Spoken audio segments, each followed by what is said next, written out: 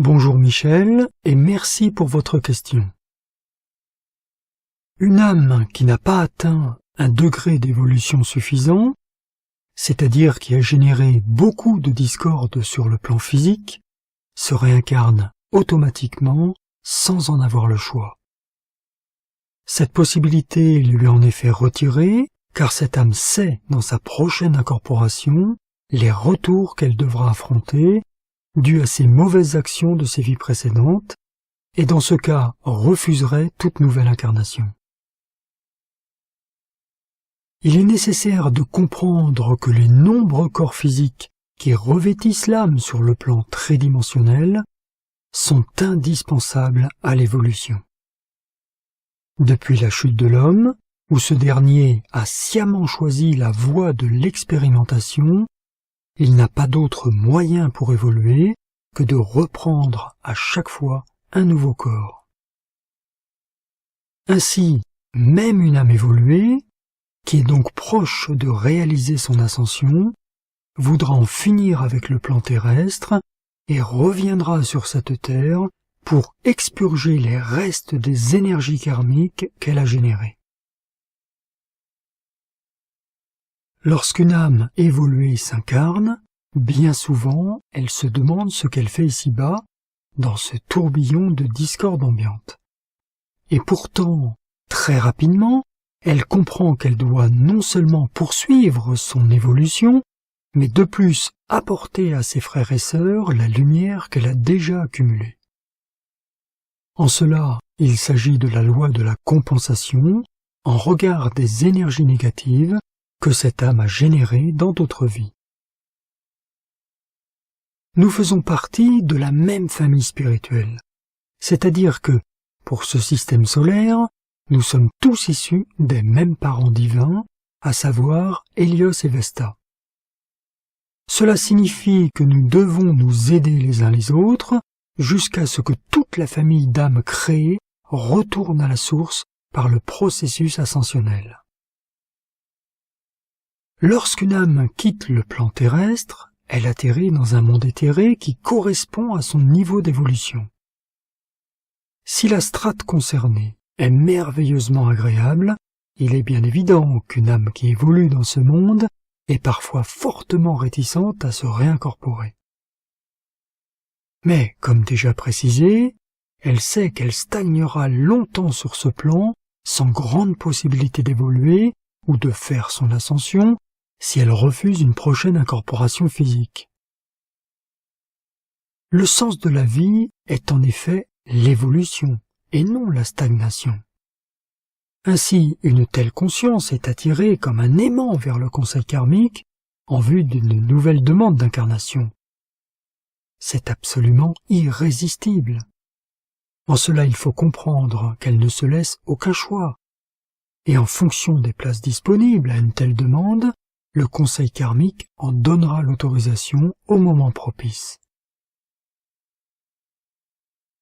De toute façon, en imaginant qu'une âme refuserait une incarnation, et dans la condition où cette dernière serait très avancée sur le chemin spirituel, avec un karma très léger, le seul choix qui s'offrirait alors à elle serait de poursuivre son évolution sur le plan éthéré où elle se trouve. Mais comprenez bien par là que n'ayant qu'un faible moteur d'évolution sur ce plan, au contraire de la sphère terrestre où les expériences sont une motivation permanente de grandir, l'accession à l'ascension serait très lente et une certaine frustration finirait par se manifester. C'est pour cela que ce cas de figure est excessivement rare, sans être cependant inexistant, mais la quasi-majorité des âmes, d'autant plus lorsqu'elles sont proches de l'ascension, font le choix d'en finir le plus rapidement possible en acceptant une nouvelle incarnation. De toute façon, il est nécessaire de comprendre que la vie a mis en place un mécanisme puissant où l'évolution est le seul choix et se supplante même au libre arbitre, qui reste donc très relatif. Vouloir évoluer est irrésistible, peu importe le stade d'avancement d'une âme. Certes, quelques courants de vie refusent obstinément la lumière et œuvrent de façon répétée dans la plus grande malveillance. Si ces âmes persévèrent ainsi sur des centaines d'incarnations, voire des milliers, alors, et c'est le seul cas de figure, la seconde mort se présente à elles. C'est-à-dire que les corps inférieurs sont dissous, donc l'âme n'existe plus en tant que conscience individualisée, et le corps mental supérieur repartira en quête d'une nouvelle étincelle de vie. L'ascension est le but ultime de toutes les âmes créées par le divin, c'est-à-dire la libération de la roue de la réincorporation, du moins pour les âmes ayant choisi d'évoluer sur le plan tridimensionnel. Le libre arbitre est une possibilité offerte par le divin de choisir de quelle façon la personne va orienter l'énergie de Dieu qui se présente à elle. Mais soyons lucides, les lois de la vie vont toutes dans le sens de l'amour, avec un grand A. C'est-à-dire que celui qui fait le choix contraire souffre en retour des énergies qu'il disqualifie. Ainsi, le libre arbitre est juste là pour nous montrer que le seul choix qui rend heureux est celui de faire le bien. C'est donc finalement un mirage, une illusion, à moins que nous souhaitions souffrir indéfiniment. Lorsque nous nous brûlons la main, nous évitons en principe de la représenter sur le feu. Ainsi, le libre arbitre est juste là pour nous montrer qu'il n'existe pas réellement, si du moins nous souhaitons nous soustraire à la souffrance. Le seul choix réel et constructif que nous puissions faire, c'est d'aimer, d'être bienveillant, juste et bon envers chacun. Le choix contraire est tellement douloureux que l'on comprend vite qu'il n'y a qu'une seule possibilité.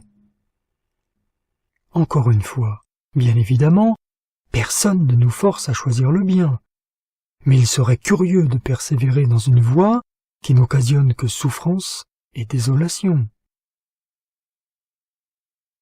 L'ascension est donc le choix et le but ultime qui permet ensuite à chacun d'œuvrer sur des plans magnifiques et d'être définitivement libéré de toute souffrance.